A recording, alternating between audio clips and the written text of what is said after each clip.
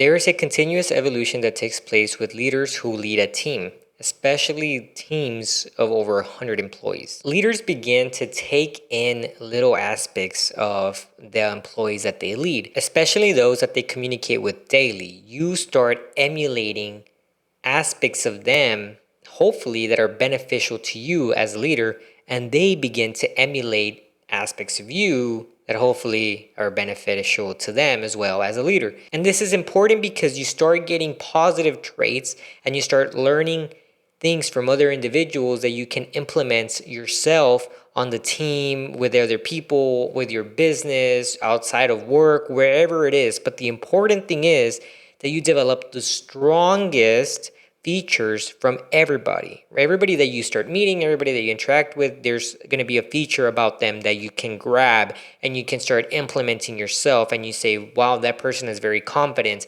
I want to match their confidence. I'm not going to be at their level because maybe they've had X amount of years experience doing that and I don't, but I want to grab some of those traits and I want to use them when I have to.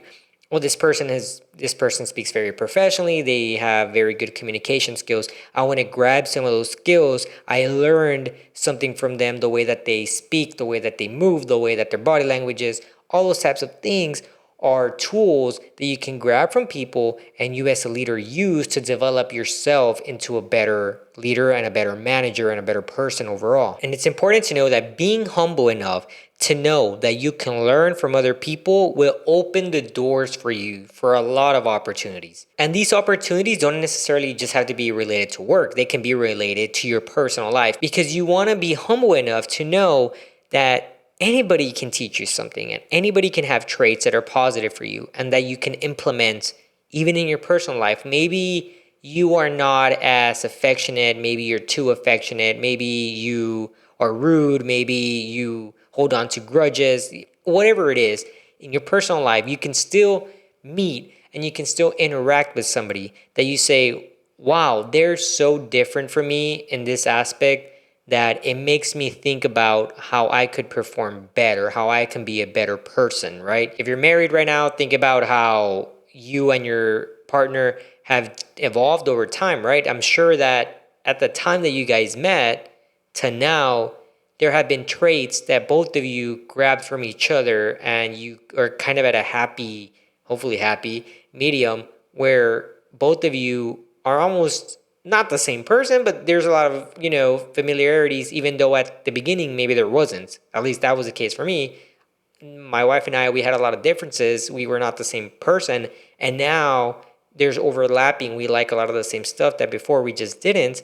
And this is the same thing. You give and you receive different traits that you then use on yourself as a leader, as a manager, to build your business, to open a business, to lead your new team, to get a promotion, to move branches, to change companies, whatever it is. The goal is that you develop yourself as a person by grabbing these different things from other people, their strong suits, and even identifying their weaknesses and making sure that you don't do or have those same weaknesses, that you don't do the bad things that they did, the stuff that is hindering them from growth that maybe they express with you, right? You want to take into consideration a lot of these things, and developing is exactly that, is being humble again, for you to open the doors and say, I will be receptive to feedback, to scenarios, to examples. That way I can mold myself based on that and be a better person and a better leader. The key word here is to be self-aware. I think that being self-aware, it's an insanely valuable mindset that isn't talked about enough. I don't see a lot of videos about self-awareness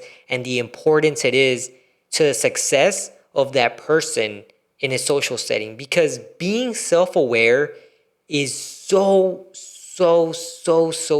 important. And I don't see a lot of people talking about that. Being self-aware is understanding the room. See how people are interacting. You can catch different tones. You can see when somebody's upset, when somebody's sad, when there's somebody of a higher position that's coming in, like maybe the VP or the CEO or whatever, or a very high valued customer is coming in, and you understand and you say, okay, I'm not going to say this thing. I'm not going to say a bad word. I'm not going to act a certain way. I'm not going to be necessarily myself. I'm not going to be goofy or whatever. You're going to be self-aware enough to know that you have to act a certain way. And it's not necessarily being fake. It's just being self-aware as to the person that you're meeting, as to the type of person they are, as to their position, and being respectful. Okay, being self-aware is you being respectful, even if you think that you don't have to be. Oh, I've known them for years. Oh, whatever it is, yeah, blah blah blah. We were in the same company for 10 years, 5 years, whatever it is. It doesn't matter because they're gonna be surrounded by other people who don't have that understanding that maybe you do at that point. Those people around them don't see it that way. They see it as, wow, you're in this position and you're speaking in a certain manner to this person, or vice versa. It's a customer, and maybe that customer and you have a long-term relationship, and your customer's partners just don't have that with you. It doesn't mean you're going to start treating them the same way, and that's what being self-aware is. Even outside of work, even outside of work, if you go on a date and you're extremely rude and you don't know how to be self-aware enough to see if your date is enjoying the conversation, is enjoying the way that the date is going, then maybe you're just not good at dating, right? Because being self-aware is so important. It is literally the fact that you need to know when to just shut up. You need to know when to speak, when to shut up, when to not make a comment, when to just say, you know what, I'm not going to make a comment on that. I'm just going to stay quiet because there's no relevant or there is no important information being discussed at this point, and maybe they ask for your opinion and you can just say, I don't have anything to discuss about. Sometimes that's being self-aware, right? Think about yourself. Think about the scenarios that you've been in. Think about how you could have been more self-aware, because I honestly think that that's very important for you to consider moving forward. Developing as a leader also means that you need to develop your education. It doesn't necessarily mean that you need to get a bachelor's or a master's or whatever. It just means that you need to develop your understanding of what it means to lead, to manage, and to be a business owner. Because honestly, even if you're a W-2 employee, you're almost like the business owner of your own little department.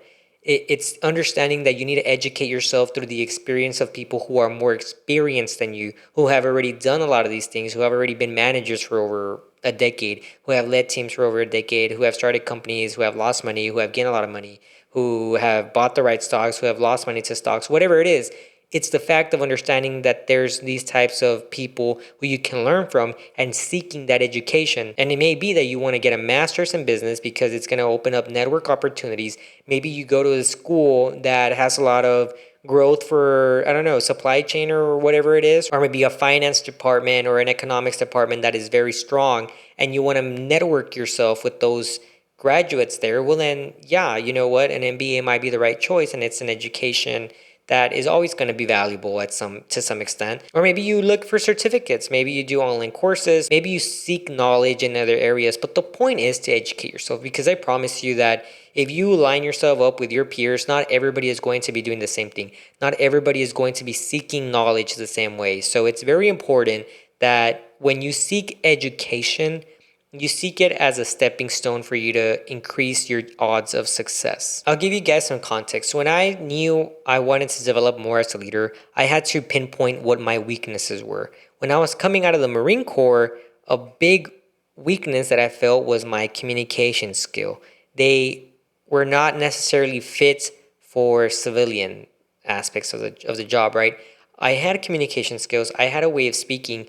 I had a way of doing things that didn't align very well. So for me as a leader, as me getting out and then jumping into a supervisor and being in charge of people, it meant that I had to tailor my communication skills differently. I had to learn ways to communicate more efficiently, better suited for the environment that I was in. And it was a big learning curve at first. I think I've gotten past it now. I've educated myself very much on the topic now, and I feel like I've done good progress. But at that moment, my weaknesses as a leader, even though I already had leadership experience, my weaknesses were communication skills. And the way that I really forced myself to do that was by going to school, by getting my bachelor's in communication. So I have an MBA, by the way, but my bachelor's was in communication, and I hear a lot of hate on that, on, Why would anybody get a bachelor's in communication? That is so crazy. I'll be honest with everybody that I absolutely loved my classes for my bachelor's because it was such a 180 from what I was used to. And I feel that if I were to have gotten a bachelor's in business, it wouldn't have been the same for me because I lacked communication skills outside of just the way I spoke, more so my understanding in a qualitative sense of the business. The Marine Corps was very SOP regulated. It was all about policies. It was all about a lot of this stuff that meant if I were to have gotten my bachelor's in business, it would have been something that aligned more to my skills in that area. Whereas when I got my bachelor's in communication, it was so different. And when you get out of the Marine Corps, you're like 23, or out of the military when you do your 4 years, and you go into a class with 18-year-olds, 17-year-olds, sometimes people who graduate way early.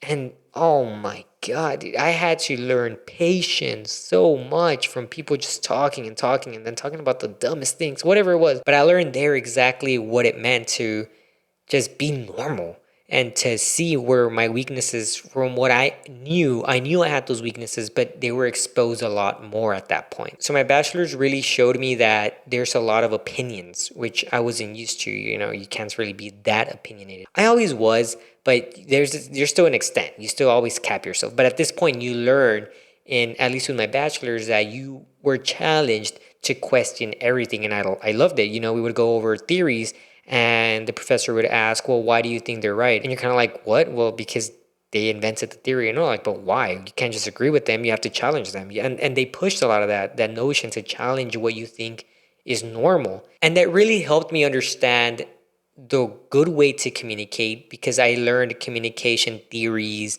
and how to interact with people and how to understand and be more empathetic, and it filled that gap. So I filled my communication gap, and I was already a supervisor for a team. But after that, I learned that I had a deficiency as a leader in my next role, right? Where I was transitioning from a supervisor to a higher manager. And I knew that there was some stuff that I was lacking. So I ended up going and getting a certified supply chain professional certificate. I went through an entire course that teaches you how to understand supply chain from the beginning of developing a product to all the end of reverse logistics and bringing the product back, right? And it served a good way because it helped me understand the entire picture of what supply chain is, not just logistics. And then I got my MBA, and it did help me a lot because it helped me research and understand how to research and what to look for and how to evaluate. But my point is that me as a leader, I knew I had deficiencies that I had to fill in. I had to fill them in because I wasn't presented at that time with the opportunity to really show. So I had to educate myself. And as I was educating myself, I was implementing these same skills at the same time where I was working at, and everything kind of flowed very well together. And what I'm getting at with all this is to develop is to learn.